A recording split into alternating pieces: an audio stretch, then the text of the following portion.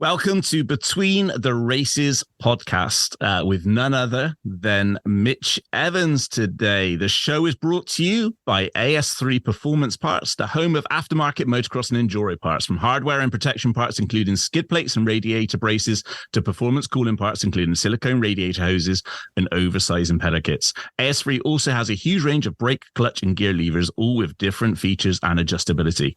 Check them out online at as3performance.co.uk.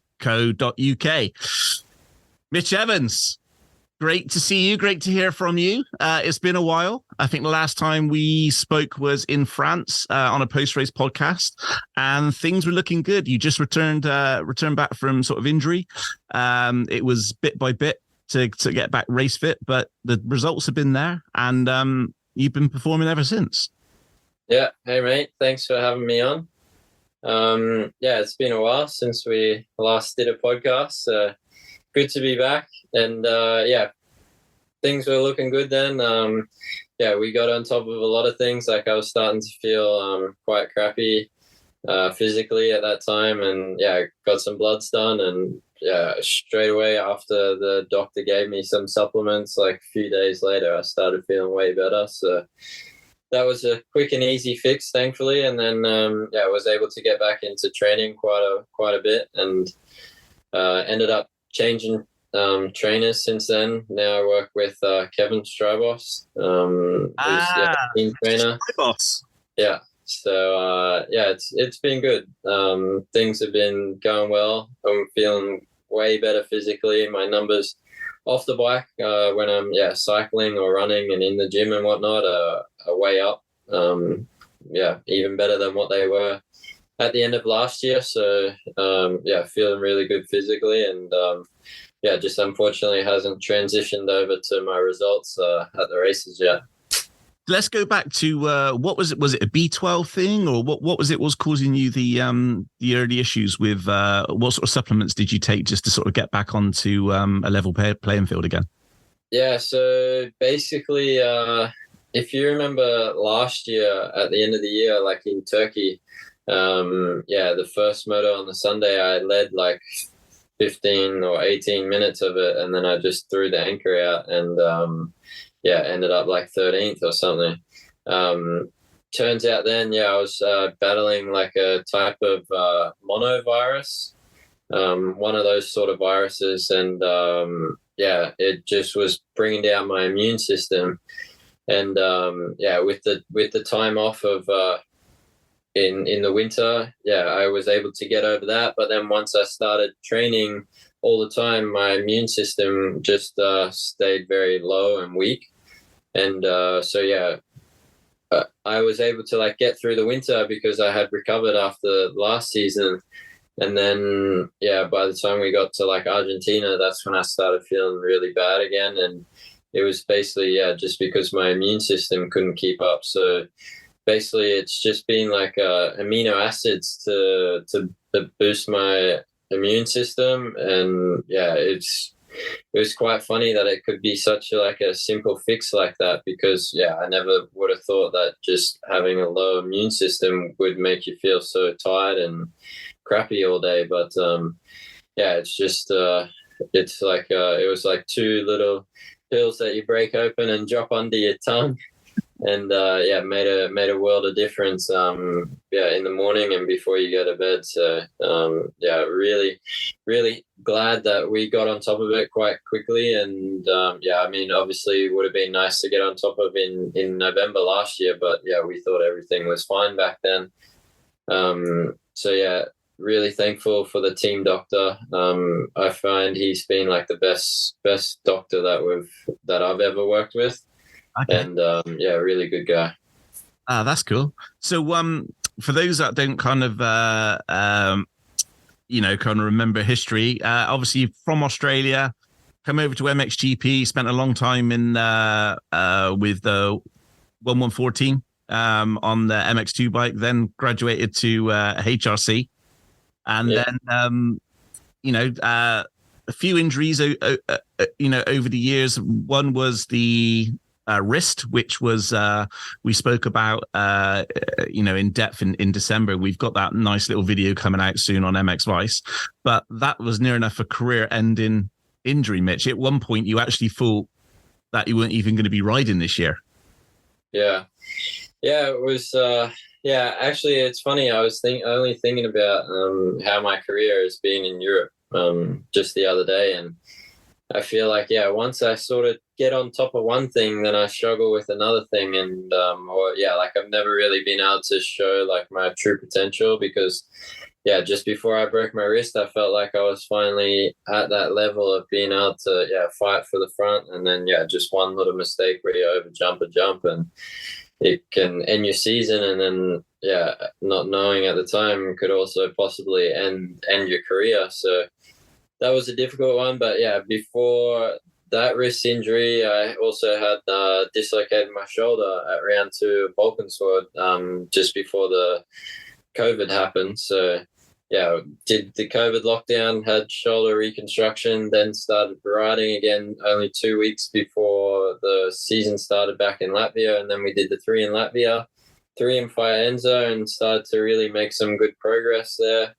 And then, then we went to Spain and, just overjumped the jump. And, it was quite a bad injury. I didn't really realize at the time because I got the x-ray at the track and the doctor there just looked at the x-ray, or it was actually the CT scan at the track, and he saw it and just goes, oh, yep, just the plate and screws and patch it back on and it'll be good to go. But, little did I know that I had broken my radius from the joint and it shattered into a million pieces. So it wasn't as simple as just putting a few screws and a plate onto it to patch it back onto the radius. So I went and had surgery the next day in Milan, and unfortunately, because the bone had completely broken off from my radius, they said, okay, you need to have surgery straight away. And with the lockdown restrictions of going back to Australia, you had to do 2 weeks hotel quarantine before you could, go see a doctor in Australia. So, I kind of had no choice, and the only doctor available was a hip specialist, but I didn't know that at the time. I thought, it was a wrist specialist, and we had the surgery done, and it's the most pain I had ever experienced. When I woke up they first originally told me the surgery would only take 1 hour, and it ended up taking 3 hours because, once they opened it, they realized it was so much worse than what the x-rays and CT scans showed.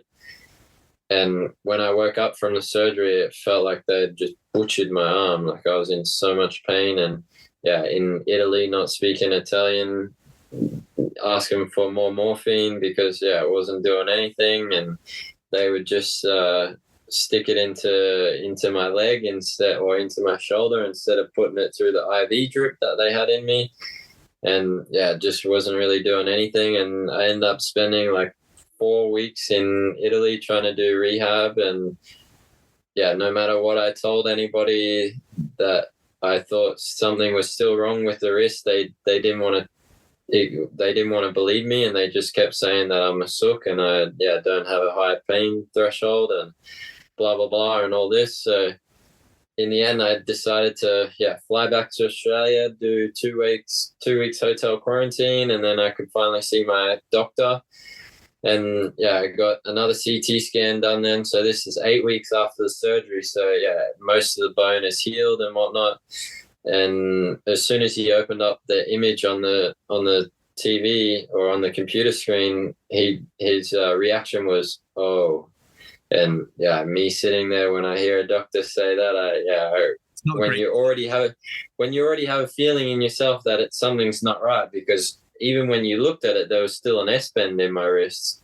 So, and then when you hear the surgeon say this, I knew it wasn't good. And it turns out they because a lot of the bone had just smashed into a heap of pieces, they just threw away a lot of the bone rather than trying to patch it back together properly. Yeah. And there was a big step in the end of my radius, so there wasn't enough bone on the bottom side of it, which meant the bones on the other side of the joint in my hand didn't have enough like bone to support itself. So my hand was still dislocated. That's why I still had like a big S bend in my wrist. And so then we tried doing another surgery to fix it while keeping like a normal wrist, because he gave me an option. He said you can either do like try and fix it and keep like a normal wrist, or do a partial fusion, which is what I have now in the end. But at the time I had just turned 22, and I was thinking, damn, if I'm already getting like a partial fusion at 22, and he said, yeah, normally we don't do those type of surgeries till you're like 60 or 70. I said, yeah, okay, well, of course I'm going to try and keep a normal wrist for as long as I can. And so he said, yeah, okay, well, we can do that one. I can't guarantee you that it's going to like fix it completely. And I can't guarantee you that, you're going to be able to ride again without having the partial fusion. And I said, yeah, well, I want to take the risk anyway, because, otherwise I'd always be living with the what if. Yeah. And he also told me that, okay, well, when you have a second surgery so close to the first one, it's going to take longer to heal as well. So normally it should take 6 to 8 weeks. It's going to take 3 months before you can start riding, because the wrist has already gone through so much trauma before. I said, yeah, okay, thanks, Doc. You're really giving me some great information here, some great news. So then, we ended up doing that one in December, and I started riding again in March. And he said, look, you just keep riding, and if it keeps getting better, then that's great. And hopefully I don't hear from you, but if it stops getting better or it gets worse, then you need to call me again. And I rode for like 2 months, but it wasn't really riding. It was just like trail riding around, because I still had so much pain in my wrist. And I went and saw like 3 different other doctors in Italy, and they all gave me the same verdict, was, you need a partial fusion. That's the only way it's going to fix what you have going on in there. So I made the decision to fly back to Australia in June of 21, that was. And again, another 2 weeks hotel quarantine.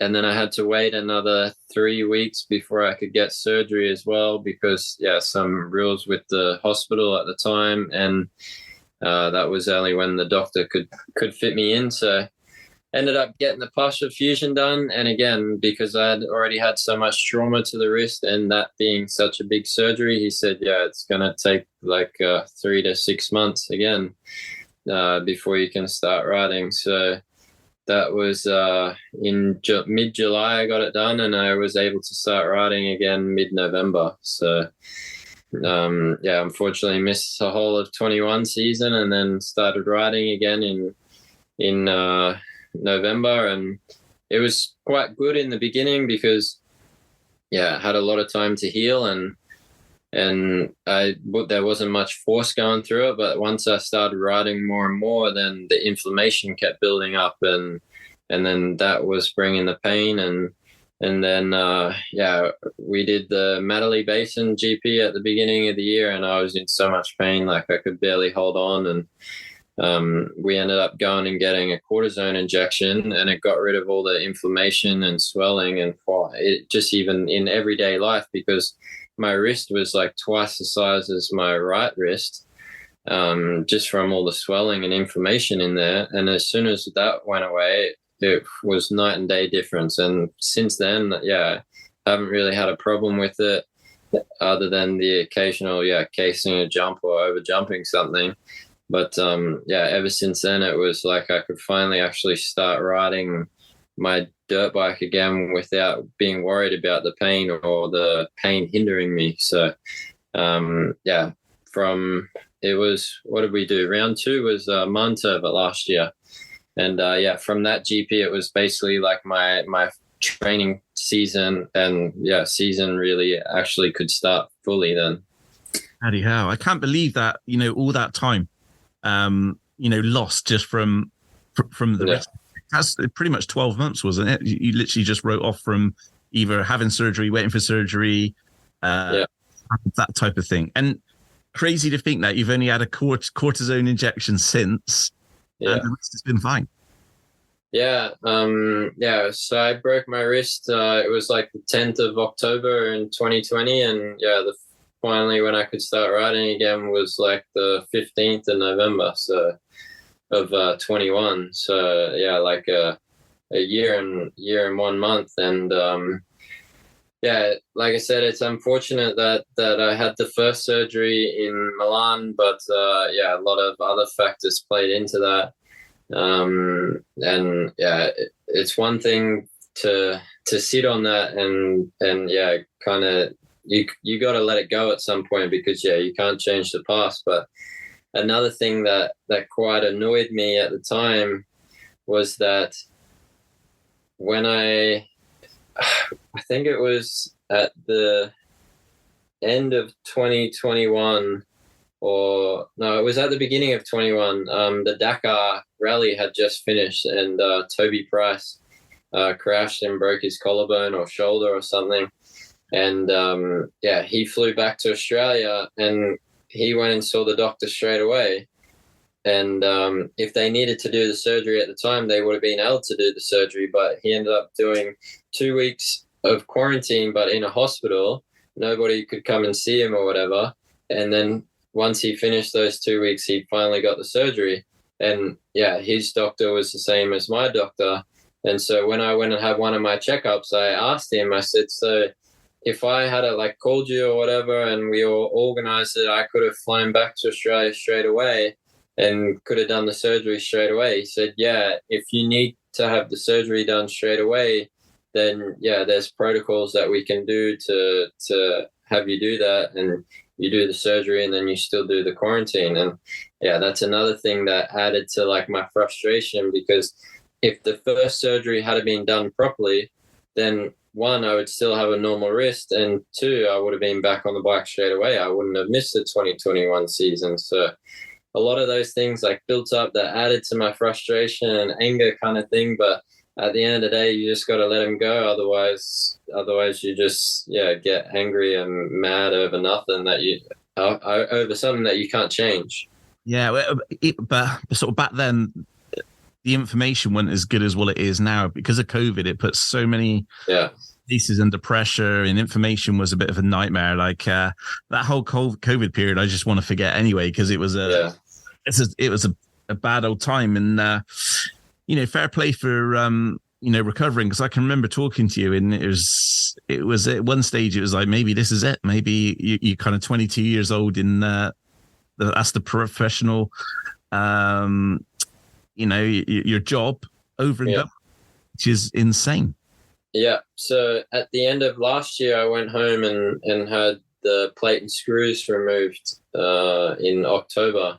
And when the surgeon come and saw me the next day after the surgery, just check if everything was okay, he told me that, I didn't want to tell you back when I first saw you in December of 2020, but now that you've gotten back to the top and you've competed with the best again, I can tell you now that when I saw you back in December of 2020, I thought you would never be able to race a dirt bike competitively again at that level anyway, with the risks that you saw that he saw at the time. So a little bit crazy to think, credit to him, because the whole time he was always to my face, very optimistic, we can do this, and the partial fusion will definitely work and you'll be able to get back there, no problem. But then when he tells you this, it's kind of wow, okay, well, maybe I should have looked a little bit harder into seeing what else I would do other than racing. But 2021 was a really big eye opener for me, and in the end I was kind of grateful for it, because it showed me a lot of things in life outside of motocross that, one, I would be interested in doing as a job, and just other things like hobbies and other enjoyments in my life. And it made me a better person, and at the end of the day I'm grateful for it now. But there's still those days where it crosses your mind, like, man, if I had just had a normal wrist, I think, yeah, I'd be a better rider or whatever. But yeah, you can't think like that, because if you think like that, then you're already defeated. So it's always a work in progress, that one.